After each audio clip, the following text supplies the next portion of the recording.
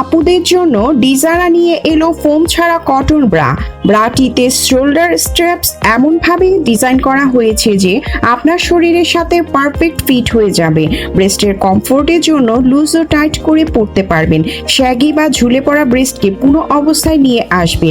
Breast হবে টান টান ও আকর্ষণীয়।